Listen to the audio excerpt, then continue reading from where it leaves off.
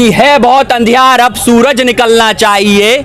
जिस तरह भी हो ये मौसम बदलना चाहिए। जो रोज रोज रूप बदलते हैं लिबासों की तरह, अब जरा जोर से जनाजा उनका निकलना चाहिए, उनका निकलना चाहिए। है बहुत अंधियार, अब सूरज निकलना चाहिए।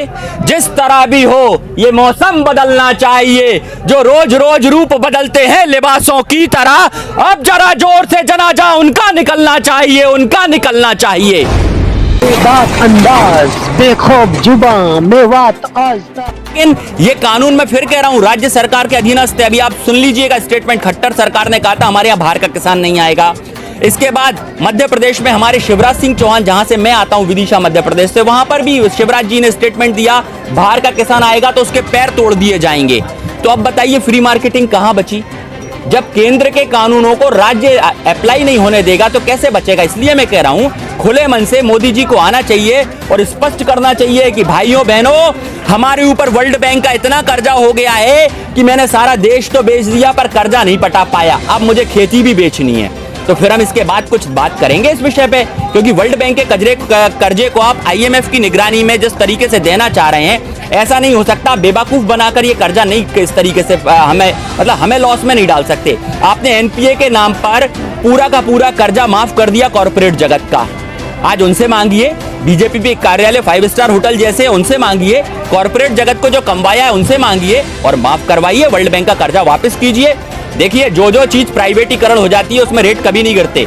मैं MSP गारंटी पर भी जवाब दे देता हूं। MSP गारंटी पर गैस की टंकी की सब्सिडी गारंटी में थी, आप सबको जानकारी होगी, पर उस गारंटी को भी छीन लिया गया। आज खाते में सब्सिडी नहीं आती गैस के टंकी की, जबकि वो गारंटी में थी। अभी तो MSP पर गारंटी नहीं बनी, तो कैसे कह सकते हैं MSP थी, है और रहेगी? संसद में आश्वासन देने की बात कर रहे हैं MSP पे। देखिए मुंह से आश्वासन नहीं दिया जा सकता, इसमें गारंटी में लाना होगा इसको, क्योंकि कैसे विश्वास होगा? जो लगातार अविश्वास पैदा कर दिया हो, जिसने हमारे सेना का अपमान किया हो। कहते थे जिन्होंने हमारे सैनिकों का अपमान किया, आपको शायद जानकारी से बाहर हो गया हो, लेकिन मैं फिर याद दिला दूं, जब हमारे सैनिकों ने चीनी सैनिकों को बाहर की ओर खदेड़ा था, जब हमारी सीमा में घुस रहे थे, तो 20 सैनिकों की शहादत हुई थी।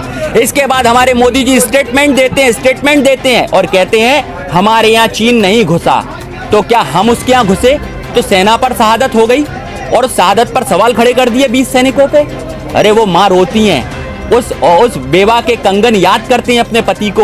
ये किस स्तर की राजनीति कर रहे हैं देश में? मतलब खुद को बीजेपी को बड़ा बताने के लिए, खुद को बड़ा बताने के लिए ये किसी भी गिरी हुई हरकत तक जाने तैयार हैं। सच्चाई नहीं स्वीकार करने वाला है मोदी जी। तो क्या वजह है जो प्रधानमंत्री नरेंद्र मोदी को किसानों का ये दर्द क्यों नहीं, क्या वजह हो सकती है? इसके पीछे सिर्फ एक ही कारण है, जब व्यक्ति कर्जे में फंस जाता है अपने ऐशो आराम के लिए, तो वो घर में चोरी करने लगता है।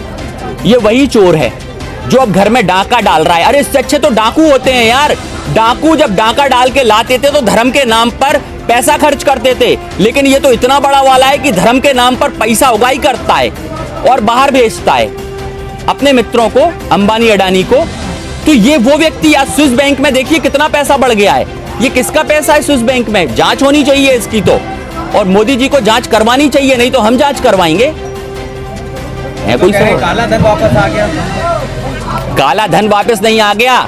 4 काले लोग इस देश में आ गए हैं जिन्होंने पूरे देश को बर्बाद कर दिया। 2 गुजराती खरीद रहे हैं और 2 गुजराती बेच रहे हैं। खरीदार 2, बेचने वाले 2, हम 2 हमारे 2, ये वो वाला नारा पूरा कर दिया इनने। कैसे लड़ पाएंगे सर यार? ऐसा अगर आजादी में लोगों ने सोचा होता तो कैसे होता? देखिए आंदोलन तो चल पड़ा है, आजादी की लड़ाई चल पड़ी थी, चेहरे बदलते गए थे, लेकिन आजादी के लिए जंग जारी रही थी।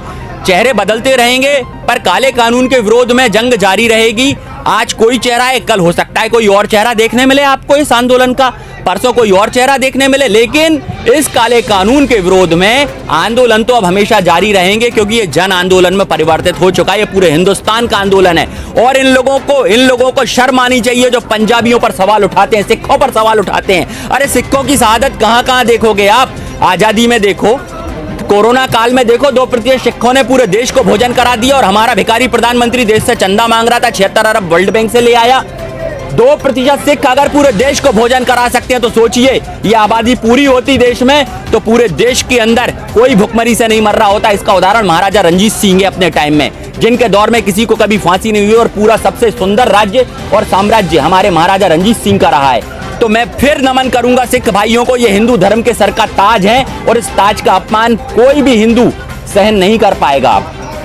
मोदी जी भी पीछे हटने को तैयार नहीं है और आप लोग भी, तो इस समस्या का हल कैसे निकलेगा? देखिए पहली बात तो मोदी जी को ये समझना होगा कि वोट लेने उन्हें हमारे पास आना है और हम उनके वोटर हैं, हम अड़ सकते हैं क्योंकि हमारे अधिकार में हम वोट दें अथवा ना दें।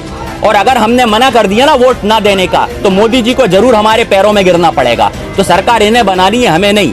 हम सरकार बनाने वाले हैं, हमारे पास आना होगा। आपने कहा कि आप जो है वोट अगर नहीं देंगे तो सरकार गिर जाएगी। बिल्कुल गिरेगी। सरकार तो अपने आप में पूरी तरीके से सक्षम है ना, अगर बात करी जाए 70% उनको वोट मिले। देखिए जांच होगी, ईवीएम की भी जांच होगी। आने वाला दौर ईवीएम की भी जांच करवाएगा। ये आंदोलन तो अभी शुरू हुआ, एक चिंगारी लगी है। मैं फिर कह रहा हूं उन लोगों को भी, बीजेपी वालों को भी, कि इंकलाब की आग लग चुकी है। अगर इंकलाब की आग ज्यादा बढ़ी तो घर इसमें सबके आएंगे। हमारा घर है तो आपका भी घर है, जलेंगे सबके बराबर। तो ऐसा मत सोचिएगा ये आग कहीं और नहीं जाने वाली, आग सब जगह पहुंच रही है। अच्छा, मैं चाहूंगा आखिर में आप 2 लाइन जो कोई पोएट्री अगर आप वो। बिल्कुल, मैं मोदी जी के लिए कहूंगा कि है बहुत अंधियार, अब सूरज निकलना चाहिए। जिस तरह भी हो ये मौसम बदलना चाहिए। जो रोज रोज रूप बदलते हैं लिबासों की तरह, अब जरा जोर से जनाजा उनका निकलना चाहिए, उनका निकलना चाहिए। ये आखिरी शायरी, ये आखिरी पोइट थी जो मोदी जी अपने रूप बार बार लिबासों की तरह बदल रहे हैं, उसको बंद करें। और किसानों से कहूंगा कि तूफानों से आंख मिलाओ, सैलाबों पर वार करो। अरे मल्लाहों का चक्कर छोड़ो, तैर के दरिया पार करो, तैर के दरिया पार करो।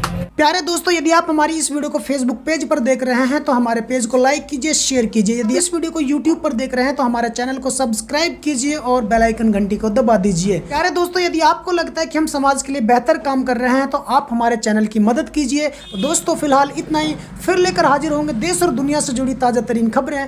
तब तक आप बने रहिए सिर्फ और सिर्फ मेवात आज तक के साथ।